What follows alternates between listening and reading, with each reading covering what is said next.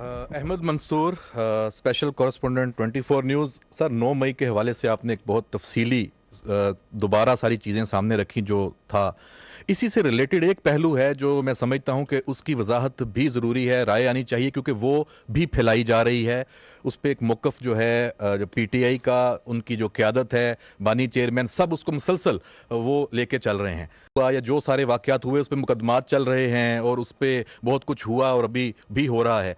लेकिन 8 फरवरी भी आया और 8 फरवरी को सबने देखा कि पीटीआई को खैबर पख्तूनख्वा में एक क्लीन स्वीप विक्ट्री एक टाइप की मिली। उसको मरकज़ में और पंजाब में भरपूर उसको नुमाइंदगी मिली, अवाम ने उसको वोट दिया।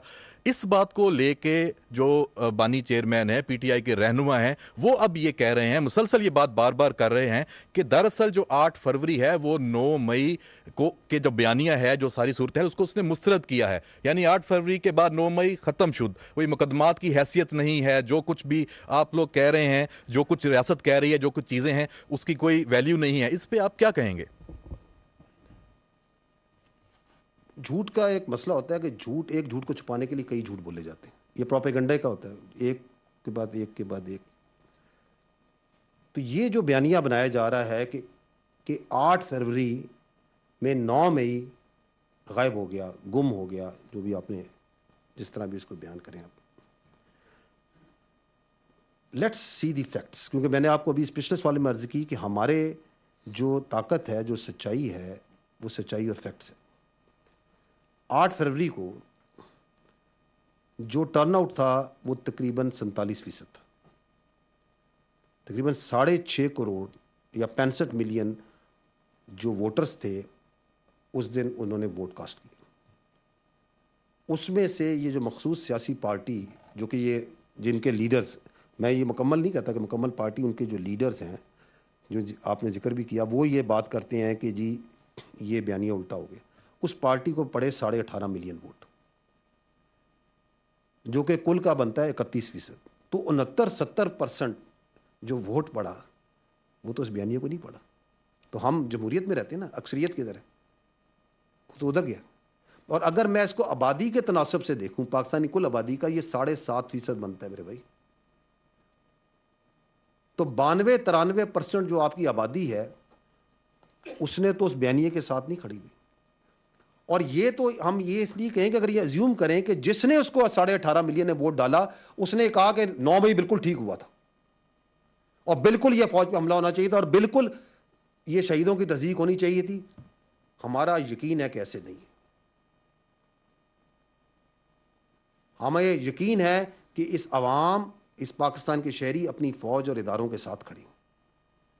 ये एक और झूठ है कि जो उसके साथ है, जिसने उसको वोट दिया, वो फौज के खिलाफ है। ऐसे नहीं है मेरे भाई। तो ना इस बयानिए के पीछे नंबर्स हैं, ना इस बयानिए के पीछे सोच है। अगर आप देखें कि जिसने अगर वोट डाला उस कैंडिडेट को, उसके कैंडिडेट को, उस पार्टी के, क्या वो वोट फौज के खिलाफ और शहीदों के खिलाफ और इस मुल्क के दिफा करने वाले इदारों के खिलाफ था? क्या वह वोट 9 मई के जलाओ घेराव के हक में था? Absolutely not. और अगर आप इंडिपेंडेंट सर्वेस देख लें, करते रहते हैं लोग, और उसमें पूछा जाता है कि जी पाकिस्तान में सबसे बाएतमाद इदारा कौन सा है, किस इदारे पे सबसे ज़्यादा एतमाद है, कोई सर्वे उठा के देख लें तो नंबर 1 इदारा क्या होता है? पाक फौज। अभी सर्वे हुआ फरवरी में,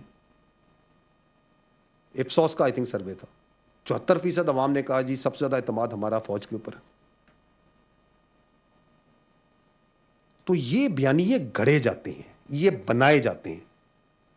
अनफॉर्चुनेटली ये एक ऐसी बयानियों, प्रोपेगेंडो और झूठ के अंदर पाला जा रहा है, लोगों को ये दिन भर चलाया जा रहा है।